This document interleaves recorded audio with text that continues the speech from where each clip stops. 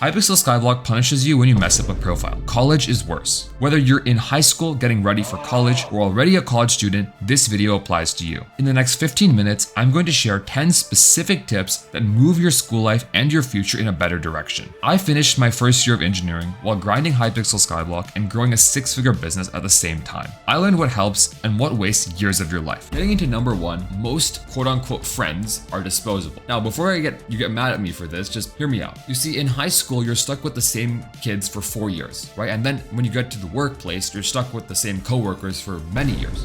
But in college, I feel like the whole social scene resets, right? At any time, you can literally rebuild your circle from scratch. And most people don't take advantage of that. I think you need to think about building your circle almost like dating, right? With every single person you meet, you need to ask, what do they add to my life? And this could mean something business-wise, academic, or even fun, right?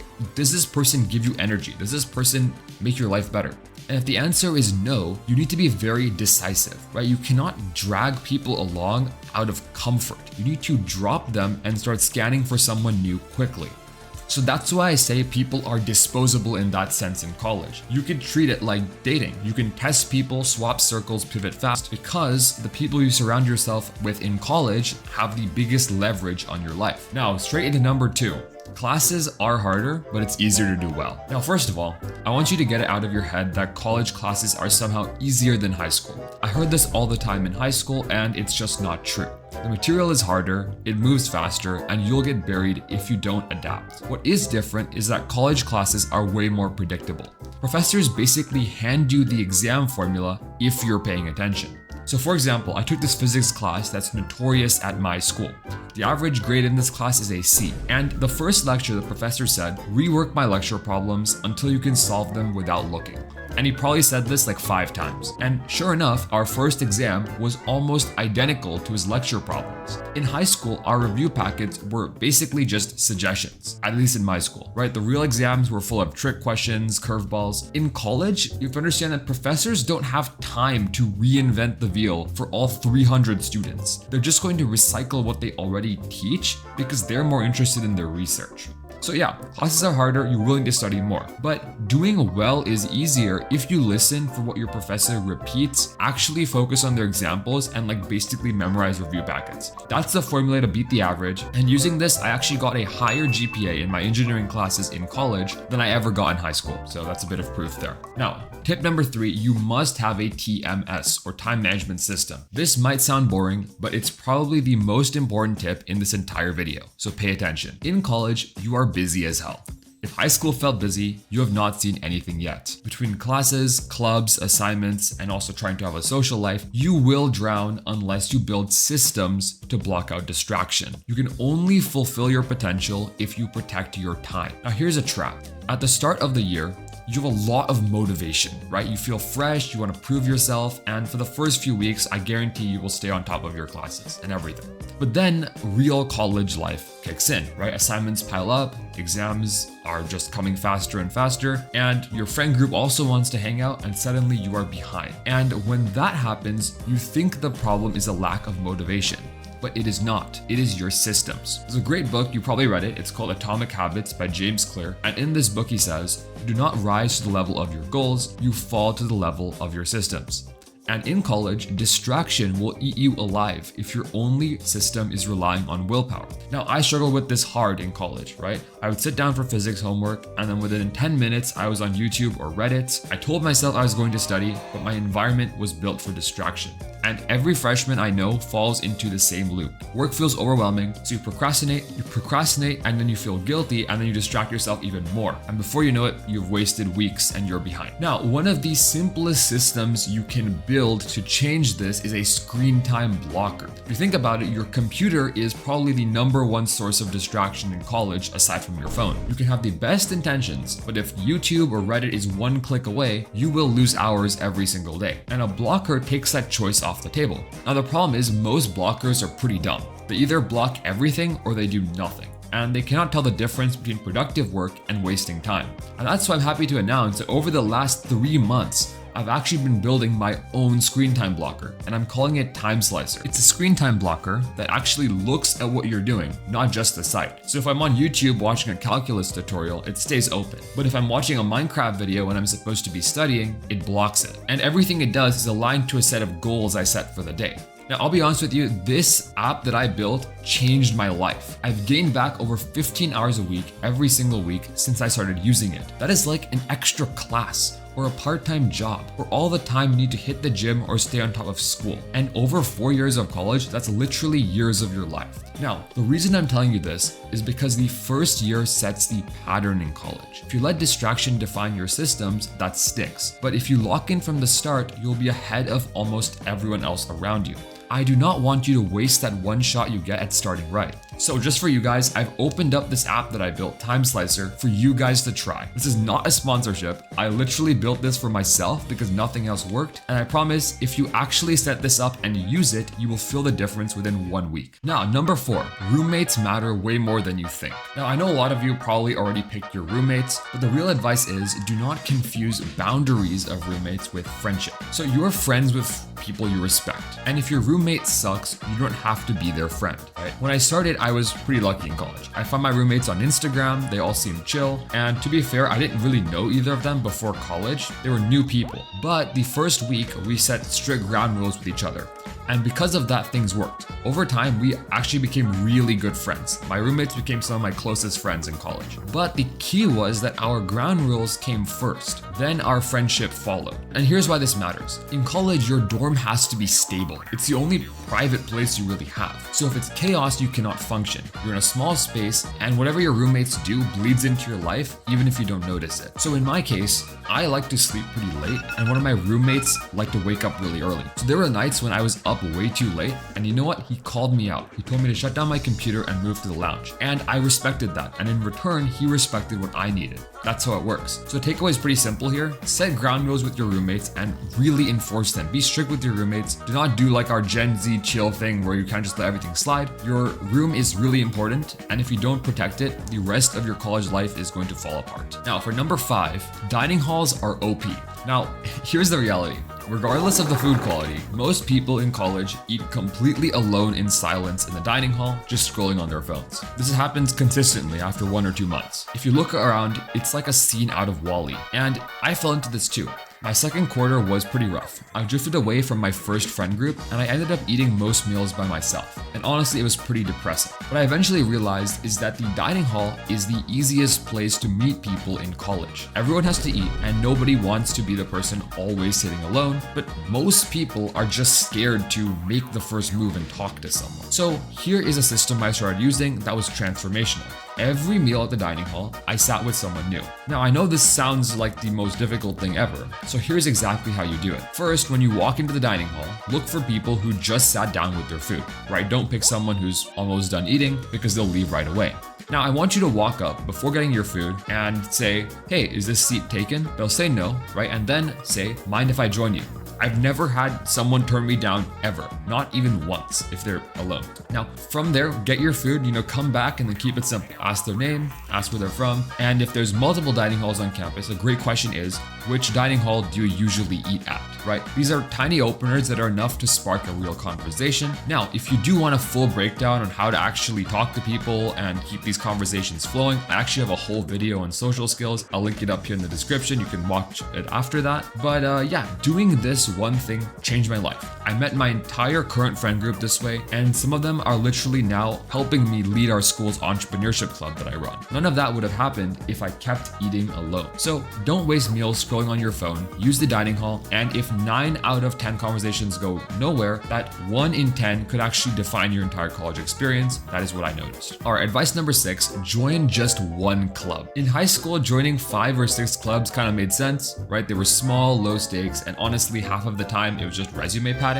But see, college clubs are a different beast. Some of them have hundreds of members and budgets in the tens of thousands. If you spread yourself across 5 different clubs, you'll barely make a dent in any of them. You'll just be a name on the club roster. The smarter move is hone in on just one club you really care about and go all in on it. Show up to every meeting, meet the officers, take on small responsibilities wherever you can. And if you do that, you'll stand out immediately because most people join and they just disappear after 2 weeks. Now, by the end of the first year, you'll have built up enough trust to land a leadership role. And that one leadership position will do more for your college career, your resume, and your network than just hopping between a bunch of random clubs. And that's exactly what I did. I joined the entrepreneurship club at UC Santa Cruz. I went every week, I talked to people, I helped with events, and by the end of the year, I was literally running meetings. And from that one club, I've built my closest network in college. I've gotten real opportunities and found people to work with me on my business, including mentors. None of that would have happened if I was just spreading my time across 5 different clubs. So here's the rule. In college, do not spread yourself thin. Prioritize depth over breadth. Pick one club, commit to it fully, and then make it yours. And if you do that, that club will carry you much further than 5 half-hearted commitments ever will. All right, advice number 7. Most of your college classes are useless, and that's exactly the point. I know that sounds harsh, but let's be honest, in the age of AI, most of the content in your classes is replaceable. You can ask ChatGPT to explain a programming concept better than a professor, or you can watch a free lecture online that covers the exact same thing. So if you measure the value of college by how much raw knowledge you gain, you're going to be disappointed. But I found that the real value is that classes force you to struggle. They force you to juggle assignments, manage deadlines, and solve problems under pressure. That pressure is what actually builds systems, resilience, and mental toughness. And I think these are the main skills that I've taken away from college. I've taken classes that have nothing to do with my business or what I want to pursue long term. But those same classes forced me to work harder and smarter than I ever did in high school. They taught me how to plan, how to deal with stress, and still show up even when I didn't feel like it. And none of that stuff is really a hard skill. It's a soft skill. It doesn't show up in a textbook, but it is the part that actually sticks with you. So I would honestly say don't waste time questioning whether every lecture or assignment has direct value. Let's be real, 95% of stuff is useless. The value of classes is the structure and the resilience that it forces you to build. I had to run my business in half the time that I would have had just because I had the pressure of classes, and that pressure really helped me a lot. Now, a bit of a lead on here, but advice number 8 is fear stagnation. Now, this advice goes deeper than college. I think it's really about human nature. Most people have a tendency to just treat long stretches of time as disposable, right? You think, I'll just get through this semester, or once I finish this year, and then they're like, just putting off the things they want to do because they just think that some amounts of time are time they have to get through.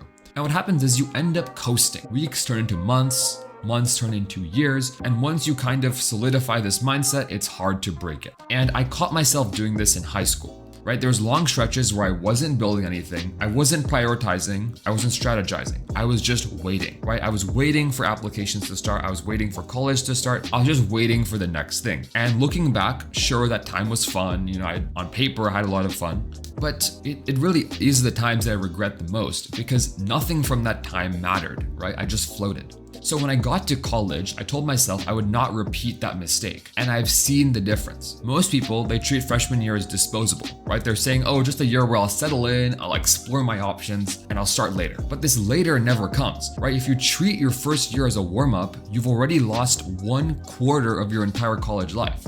See, the truth is, what I've realized is you don't get many stretches of time where you're young, you're surrounded by a bunch of opportunity, and you can just take whatever risks you want with little downside. I think college is one of those times. And if you just coast through it and don't actively strategize, that time is gone forever. So here is a mindset shift for you to consider. Every semester and every year is the real thing. There is no warm-up time in college. There is no disposable time.